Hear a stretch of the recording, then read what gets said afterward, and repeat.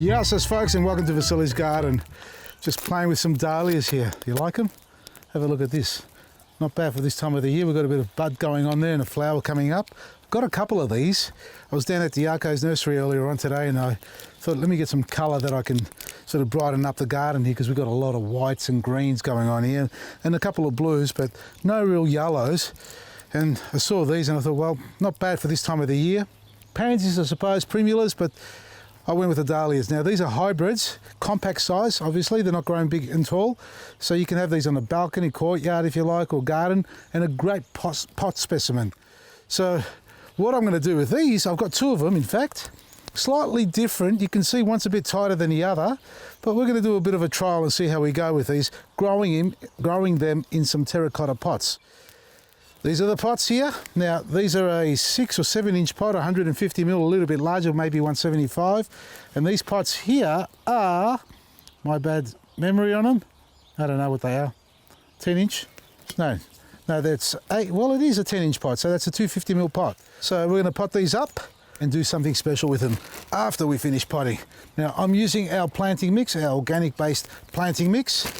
Clean skin bag, but it's not what's on the outside, folks. It's what's on the inside that counts. And you'll find this at all good leading garden centres. Ascot Val's got it, Oakley Produce has got it, KC Gardens have got it, and a fella up north has got it, which his name slips my memory, but you can go to our website, go to the stockist page, or go to the planting mix page for this one here, and check out who's stocking it, and you can contact them if they're in your local area. Oh, this is delicious. I love this mix. It's a bit dark now because it's overcast and grey, but this mixture here is ideal for pots, planters, raised garden beds, and the ground as well. So start off with a little bit at the bottom. I haven't taken the dahlia out of its pot yet, but we'll do that in a second. All right, let's have a look. I spilt a little bit on the ground. Now, you always need a little bit at the base, because you don't want to plant it too low in the pot. The idea is to actually sit it up as high as possible and generally go to the rim where the line is here, about an inch or so below, about 2 or 3 centimetres below the top, and that's your water well. That's your indicator of how much water you need to apply each time you water it. Otherwise, if it sits way down too low, well, it'll have no room to grow any bigger roots or deeper roots, and you want them to grow down just as much as you want them to grow wide. That's a nice healthy plant there. Look at that. It's not pot bound. You can see it's a little bit dry on this side here because it had a water on earlier, but it hasn't got a deep watering, so we need to give these a deep water once we finish planting them. So let's test it out first. You can see it's almost about there, which actually it's not too bad. So it's just above the line there. So now we top it up all the way around with the planting, not just on the one side. You need to get it centered. It's important that you center your plant. It's not an orchid which likes to sit on the one side of the pot. This likes to be in the center, as all other plants do, and they like a little bit of room around them too so they can grow healthy. Now this planting mix is a combination of all our organic materials that we have, or mediums. So starting with compost, cow manure, black grit, superfood, cocoa fibre, rice hulls, worm castings, and the list goes on. And it's ideal for all plant species. It's got a neutral, slightly alkaline base, but it's full of organic matter and life. So once you add water to it, it just activates. Now you can see I haven't pressed it down yet, and I've gone quite high with the mixture, because when we do water it, it will compact down on its own, but we will assist it a little bit to start with. And look at this, so it's nice and high, almost level. Now, as I press, see how it sinks? Now I'm not pressing over the root ball, I'm pressing on the outside of the plant and working my way in. So we start on the outside and make sure that the plant is centered. Probably doesn't look good from there, but this side is pretty good. So what we're gonna do with this is we're gonna have a bit of a race with these plants and see which one performs better. We're nearly done on this one as well. So we've got the two potted up in our terracotta pots. Now, being a porous pot, we've got to monitor the amount of water we give it, because you don't want these drying out too quick. Now, being a cool month heading into winter, we can't expect these to need that much watering anyway. And going into winter, we're lucky to see so many flowers coming on these dahlias. All right, so these two done. Now, water. Liquid gold, folks. I spoke about it yesterday.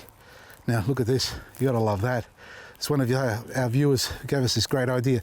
An old sauce bottle, screw top on there, easy way to do it, and just pour it in.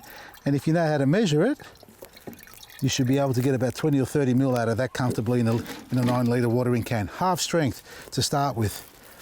I'm going to water over the top because liquid gold is amazing for the foliage as well. Protects it from the cold winter days and nights, and it actually helps it absorb some of the wonderful nutrients that come out of the liquid gold, which is our seaweed solution. All right, straight over the top like that, and we'll go around the base as well. Normally I have a rose head on the end of my watering can, folks, but we're not going to set this one up, are we? We're just going to use whatever tools we have here, and that's it. So sometimes they fall off, sometimes they disappear, sometimes they just break. There we are. Now, that part's done. Let it soak in. What we're going to do is test out our little GroStik. This is the big boy that we have, which does up to 3 square meters. For those who don't know what it is, it generates energy from a little solar panel that it has, like that. It doesn't have to be in direct sunlight. It'll absorb the energy from the sun, store it, turn it into a current, volts. You get about 2 volts into the plant.